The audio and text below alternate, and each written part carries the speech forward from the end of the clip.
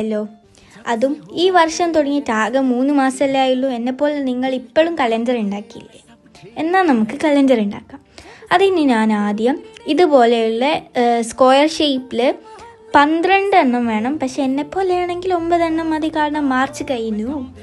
And അതിൻ്റെ അടിയിൽ ഞാൻ എന്തുകൊണ്ട് കാർഡ്ബോർഡ് വെച്ചു എന്ന് വെച്ചാൽ അതിൻ്റെ ഒരു ടെക്സ്ചർ ഉണ്ടല്ലോ, അത് നമ്മൾ ഇങ്ങനെ വെച്ച് വരയ്ക്കുമ്പം അതിലേക്ക് വരും.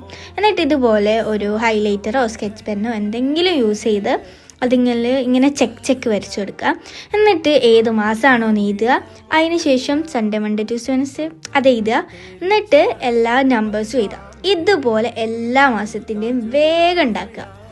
ഞാനിപ്പോൾ ഇവിടെ പിങ്കും ബ്ലൂവും മിക്സ്ഡ് ആക്കിയാണ് ഉണ്ടാക്കിയത്. നിങ്ങൾക്ക് എങ്ങനെ വേണമെങ്കിൽ. എന്നിട്ട് ഇതുപോലെ ഒരു കപ്പ് എടുക്കുക. എന്നിട്ട് സൈഡിലോട്ടാക്കി ഒന്ന് കട്ട് ചെയ്യുക. എന്നിട്ട് നമുക്ക് കുറച്ച് 2026 എന്നൊക്കെ എഴുതുക, സ്റ്റിക്കറൊക്കെ ഒട്ടിക്കുക. എന്നിട്ട് ഇതിങ്ങനെ ഇൻസേർട്ട് ചെയ്ത് കൊടുക്കുക. അപ്പം നമ്മുടെ കലണ്ടർ റെഡി.